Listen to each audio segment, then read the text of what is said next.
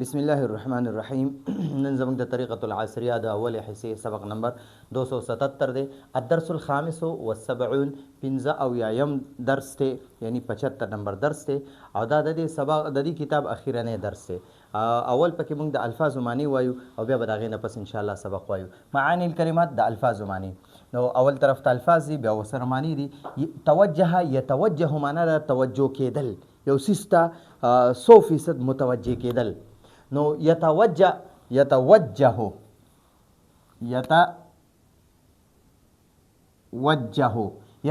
معنا هغه متوجه کیږي. یتوجه دا فعل مضارع واحد مذکر غائب صيغه ده. یتوجه معنا هغه متوجه کیږي، هغه توجه کوي. ساحة المدرسه معنا د مدرسې میدان. ساحة المدرسه د مدرسې میدان. ساحة المدرسه د مدرسې میدان.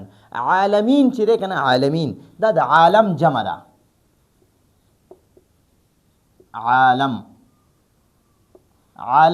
عالم معنا د جهان. ٹھیک شو؟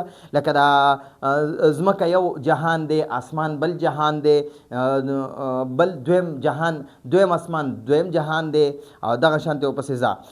یا دا خبره شوه، یا داسې شوه چې انسانان یو جهان دی، فرشتې بل جهان دی، جنات بل جهان دی، زناور بل جهان دی، مارغان بل جهان دی. یا دې دغه مراد دی.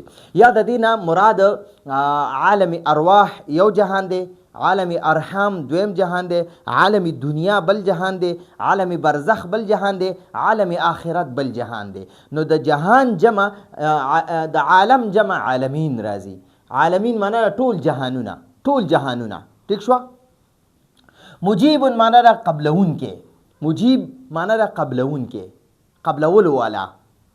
سائل د سائل جمع سائلین دی. سائل جمع سائلون معنا دا سوال کون کې، او سائلانی سائلون. دا سائلون چې دی کنه، دا د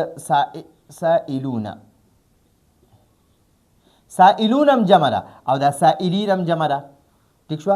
لکه ډیر غوښتون کی خلک، غوښتون کی سوال کون کی. دلته ورته زه ولیکم سوال کون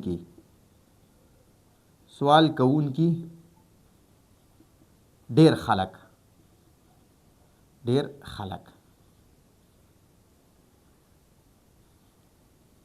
ٹھیک شو؟ سوال کون کی خلک یا غوښتون کی خلک چې د الله نه سوال کوي، هغې ته سائلین وایي. ٹھیک شو؟ هب لنا، هب دا د امر صيغه ده. هب معنا دا هدیه کا، راکا. لنا مونږ له، هب لنا مونږ له راکا. هب لنا مونږ له راکا. مونږ دعا کوو کنه، ربنا هب لنا، ای الله مونږ له راکا. هب معنا دا راکا، او لنا معنا دا مونږ ته. هب معنا دا هبه کا، هدیه کا. لنا مونږ ته، هدیه کا یعنی راکا. ٹھیک شو؟ لنا مونږ له.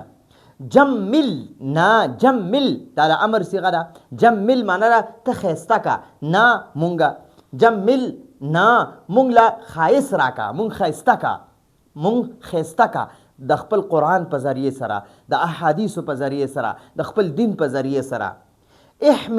احمی معنا دا ته حفاظت وکا. احمی معنا دا ته حفاظت وکا، او نا معنا دا زمونږه، ته زمونږ حفاظت وکا. احمنا ته زمونږ حفاظت وکا. احمنا ته زمونږ حفاظت وکا. او جمل معنا ته ښایسته کا. نا معنا دا مونږه، ته مونږ ښایسته کا. حب معنا دا هدیه کا، لنا مونږ ته. حب معنا دا راکا، لنا مونږ له. الهون چې دی کنه، دا معبود ته وایي چې څوک د چا عبادت کوي کنه. ګورئ دا اندوان چې دی کنه، اندوان دی د بوتانو عبادت کوي. نو دا بوت چې دی دا د هغې اندوانو اله دی. مونږ د الله عبادت کوو، نو زمونږ اله الله دی. ٹھیک شو؟ د چا چې څوک عبادت کوي نو هغه ته اله وایي، هغه ته معبود وایي. معبود نو الله زمونږ معبود دی. الهون معبود، اله معبود. رشاد هدایت ته وایي، سداد دا سیده ته وایي، درستګۍ ته وایي.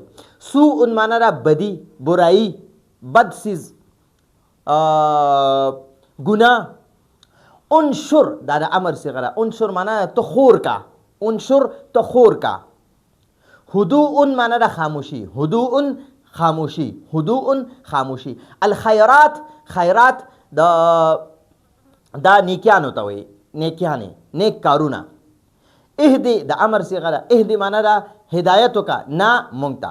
اهدي معنا ده ته هدایت وکا، نه معنا ده مونږ ته. ته مونږ ته هدایت وکا، ته مونږ له هدایت راکا، ته مونږ ته هدایت وکا. ٹھیک شو. نو امید دی په دې به پوه شوي عمده درس چې دی که نه دا سبقونه دا چې کوم مونږه اصوي دا به زمونږه دا الفاظ معنی دي دا به زمونږه په درس کې استعمالیږي، په سبق کې به دا زمونږه راځي. او چې دلته کوم صحیح یاد کو په دې ځان پوه کو انشاءالله په درس کې به په دې په خپله مونږه پوهېږو. نو امید دی په دې درس په تاسو پوه شوي. دا زمونږ د نن ورځې درس و. راتلونکي درس په اجازه غواړو. هذا هو المرام والله اعلم بحقیقة الکلام.